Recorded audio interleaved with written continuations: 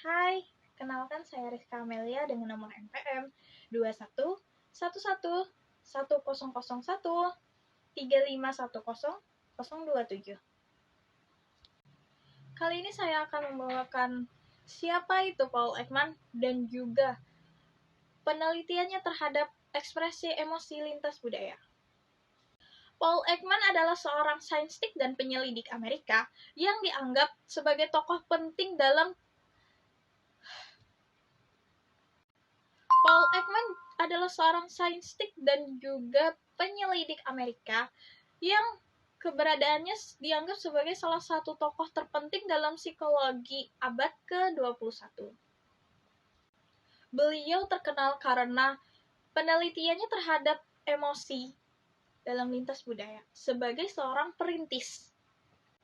Penyelidikan Paul Ekman berdasarkan ide bahwa ciri-ciri setiap manusia seperti emosi, bahasa tubuh, itu merupakan asal-usul biologi dan bukannya budaya semata-mata yang kita percayai sebelum ini.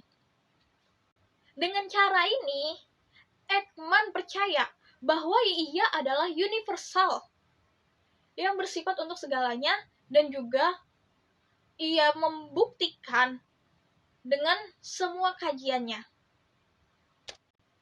Selain itu, Paul Ekman adalah orang pertama yang mensiasati bahasa tubuh yang bisa menyampaikan melalui sebuah pergerakan tubuh juga ekspresi kita.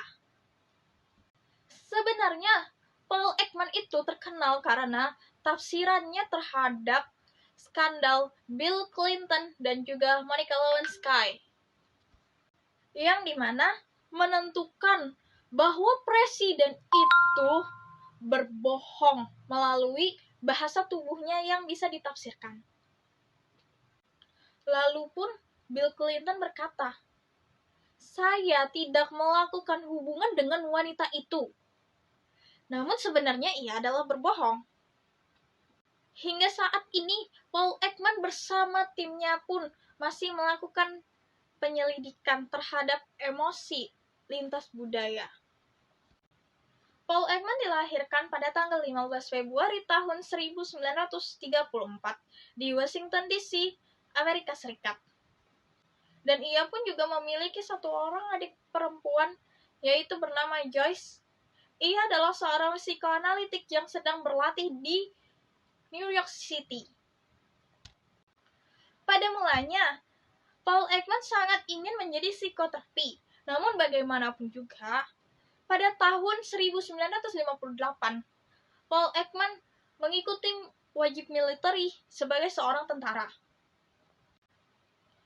Namun tidak lama baginya, ia pun menyadari bahwa prosedur rutinitas di sana itu dapat berdampak pada penghambatannya emosi, moral, dan semangat para tentara di sana. Pada akhirnya, melalui pengalaman ini pun, ia mengubah cita-citanya menjadi seorang penyelidik yang dimana ia ingin meningkatkan taraf hidup pada banyak orang. Beliau belajar di University of Chicago dan juga University New York. Untuk melakukan hal ini, beliau pun mendapatkan amanat sebagai asosiat penyelidik di Hospital Pentabiran Veteran Palo Alto bersama Leonard Krasner. Di sana beliau melakukan penelitian terhadap tingkah laku pasien dengan masalah kejiwaan atau psikiatri. Pada tahun 1960 dan 1963, beliau mendapatkan pendanaan untuk penyelidikannya lebih lanjut oleh National Institute of Mental Health. Pendanaan ini bertujuan untuk beliau belajar lebih terhadap bahasa nonverbal dan juga pembaharuan selama 40 tahun. Hingga akhirnya menjadi sumber pendapatan utama sehingga dia pun berjaya pada University of California sebagai profesor pada tahun 1972. Kemudian, Ekman pun beralih tumpuan dari halnya ia melihat perubahan tubuh kepada mimik ekspresi muka. Pada tahun 1985, Paul Ekman pun menerbitkan buku pertamanya yang berjudul Telling Lies.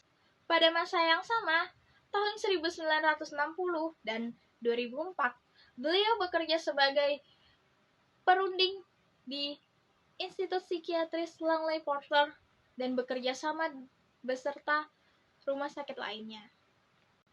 Di tahun 2004 pula, beliau berhenti sebagai pengajar di University of California dan mendirikan Associate Paul Ekman, yaitu bernama Paul Ekman Group dan Paul Ekman International. Selain karyanya sebagai penyelidik dan guru, Paul Ekman juga telah bekerja sama dalam banyak bidang proyek yang dimana memiliki pengaruh besar terhadap masyarakat umum. Yang pertama adalah dokumentarinya oleh BBC, Wajah Manusia, yang didokumentasikan pertama kalinya adalah pada tahun 2001. Selain itu, Ekman pun juga bekerja sebagai perunding untuk siaran televisi. Selain itu, Ekman pun bekerja sebagai perunding untuk siaran televisi Lie to Me. Melalui emosi kita bisa mengetahui kualitas diri seseorang. Apakah ia memiliki moralitas ataupun tidak, bagaimana kita menyikapi hari ini, dan seterusnya, di mana kita menjadikan diri kita sukses ke depannya juga. Emosi sebagai persiapan tindakan, yaitu sebagai penghubung bagaimana kejadian eksternal terhadap individu tersebut dalam menyikapi hal yang terjadi. Membentuk perilaku simpanan, yaitu dengan cara menyediakan simpanan respon positif dengan sebutan reinforcement, di mana ia dapat merespon ulang kejadian menyenangkan tersebut, dan itu dapat mengingatnya bagaimana dia memperlakukan hal terjadi tersebut. Emosi bisa menjadi sebagai penghubung interaksi sosial. Bagaimana kita menempatkan diri kita dengan orang lain tergantung dari emosi kita. Apakah emosi kita positif atau negatif, maka orang lain pun akan merespon kita sesuai dengan apa yang kita berikan. Pada umumnya, penelitian lintas budaya mengenai ekspresi emosi terfokus pada ekspresi wajah.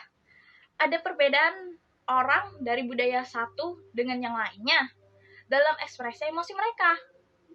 Salah satu penelitian yang dilakukan Paul Ekman mengenai keuniversalan ekspresi marah, jijik, takut, senang, sedih, dan terkejut, yang berarti bahwa konfigurasi mimik muka masing-masing emosi tersebut secara biologis bersifat bawaan.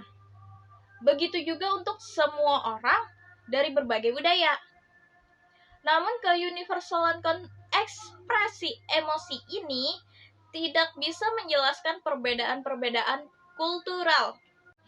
Aturan kultural yang mengatur pengungkapan emosi ini sudah lama ditujukan pada studi komparatif antara perilaku raut muka orang Amerika dan orang Jepang. Dalam studi ini, anggota kedua kebudayaan menonton beberapa film yang sangat stressful dalam kondisi dua sosial yang berbeda. Partisipan menonton sendiri. Pada kelompok baik, orang Amerika maupun orang Jepang menunjukkan ekspresi jijik, marah, takut, dan sedih pada saat yang bersamaan. Pada partisipan menonton bersama dengan eksperimenter yang berstatus lebih tinggi, pada kelompok ini, orang Amerika tetap menunjukkan emosi negatif mereka, sedangkan orang Jepang terus menyunggingkan senyum selama proses tersebut. Temuan ini menunjukkan bagaimana ekspresi emosi secara biologis bersifat bawaan berpadu antara aturan-aturan pengungkapan yang bersifat kultural dan menghasilkan ekspresi emosi secara biologis. Temuan ini menunjukkan Bagaimana ekspresi emosi secara biologis bersifat bawaan berpadu dengan aturan-aturan pengungkapan yang bersifat kultural dalam menghasilkan ekspresi emosi dalam berinteraksi. Recognition dari emosi-emosi bersifat universal. Seperti pada penelitian yang dilakukan oleh Ekman di tahun 1987, menunjukkan bagaimana setiap budaya berbeda dalam mempersepsikan emosi. Bagaimana mereka menunjukkan emosi tersebut. Foto-foto itu menunjukkan dari semua foto-foto emosi universal, mereka menunjukkan foto-foto semua emosi universal pada subjek dari 10 budaya. Selain itu, mereka diminta memberi label pada masing-masing foto dengan memilih dari suatu daftar kata emosi dan menilai seberapa kuat emosi yang diekspresikan. Dari hasil proses survei ini menunjukkan dari para subjek dari 10 budaya sepakat dalam hal emosi. Apa yang ditunjukkan? Hal ini menunjukkan universalitas rekognisi emosi. Namun ada perbedaan antara budaya dalam hal seberapa kuat mereka mengekspresikan emosi. Yang terlihat pada budaya Asia lebih memilih lemah intensitas emosi-emosi dibandingkan budaya non-Asia. Hasil ini menunjukkan bahwa perbedaan kultural dalam hal intensitas dipersepsikan tetap ada baiknya ketika subjek menilai ekspresi orang dari budayanya sendiri maupun dari budaya lain. Perbedaan lintas ras dalam hal atribusi intensitas terhadap stimulus emosi juga ditemukan di Amerika Serikat. Seperti pada penelitian lintas ras pada subjek Amerika.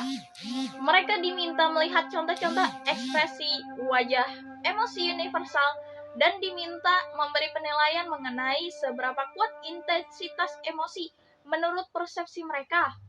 Hasil menunjukkan orang kulit hitam mempersepsikan marah dan takut dengan intensitas yang lebih tinggi dibanding Kaukasia dan Asia. Kesepakatan antar budaya dalam hal emosi. Apa yang ditampilkan oleh suatu ekspresi wajah, namun tetap ada variasi dalam tingkatan kesepakatan tersebut. Cara budaya mempengaruhi persepsi DNA interpretasi, yaitu dengan adanya aturan pengungkapan yang mengatur ekspresinya. Aturan mengenai interpretasi dan persepsi ini disebut aturan dekode. Aturan ini bersifat kultural, dapat dipelajari pada masa awal kehidupan, serta membentuk bagaimana orang di suatu budaya memandang dan menginterpretasikan ekspresi-ekspresi emosi orang lain. Dekode ini juga seperti saringan budaya yang mempengaruhi bagaimana kita menangkap ekspresi emosi seseorang. Dapat salah satu penelitian yang dilakukan, Skinner melaporkan bahwa orang Jepang mengalami semua emosi, dari emosi gembira, sedih, takut, dan marah, lebih sering dibandingkan emosi orang-orang Eropa dan Amerika. Selain itu, orang Amerika juga dilaporkan mengalami emosi mereka lebih lama dan lebih besar intensitasnya dibandingkan Jepang ataupun Eropa. Penelitian klasik dari Boucher adanya perbedaan attendance atau latar belakang mempengaruhi individu mengalami suatu emosi dari setiap budaya. Orang Amerika dan Eropa menjadi attendant kuat pada kegembiraan ketika mereka berhasil meraih suatu prestasi tertentu. Sedangkan orang Jepang, kelahiran anak dan hubungan yang menyenangkan menjadi antecedent yang lebih penting. Ia pun memiliki pengaruh yang besar dalam pembentukan emosi manusia. Definisi budaya dalam psikologis lintas budaya yaitu memandang bahwa lebih baik dari sekedar etnisitas, kebangsaan, ataupun rasial. Namun budaya lain sebuah konstruk sosial psikologis. Menurut psikologi Amerika, emosi mengandung makna personal yang amat kental. Karena psikologi Amerika memandang perasaan batin yang subjektif sebagai karakteristik utama yang mendefinisikan emosi. Fungsi utama dari emosi adalah memberi informasi pada kita mengenai diri kita. Namun, dalam budaya lain, emosi memiliki fungsi yang berbeda. Contoh, banyak budaya yang menganggap emosi sebagai pernyataan-pernyataan tentang hubungan antar orang, DNA, dan lingkungannya. baik benda-benda maupun hubungan sosial dengan orang lain. Pandangan konstruksi sosial mengenai emosi tidak hilang begitu saja dari psikologi Amerika. Namun, pandangan ini terlalu mendapat perhatian dalam dunia akademik psikologi mainstream ketimbang pandangan-pandangan yang berpusat pada introspeksi kondusi perasaan subjektif. Pada kebanyakan budaya memiliki suatu konsep mengenai tentang emosi yang berbeda-beda. Misalnya Brand dan Boucher tahun 1986 mengkaji konsep depresi dalam 8 budaya yang berbeda dari bahasa Indonesia, Jepang, Korea, Malaysia, Spanyol, dan Sinhalese. Masing-masing bahasa memiliki kata untuk emosi, menunjukkan bahwa konsep emosi ada di berbagai budaya. Namun tidak semua budaya memiliki konsep emosi. Contoh Levi mengatakan bahwa orang Tahiti tidak punya kata untuk emosi. Selain itu, Russell dan Lutz juga menyatakan bahwa orang Ivalok dari Kepulauan Mikronesia tidak memiliki ikatan emosi.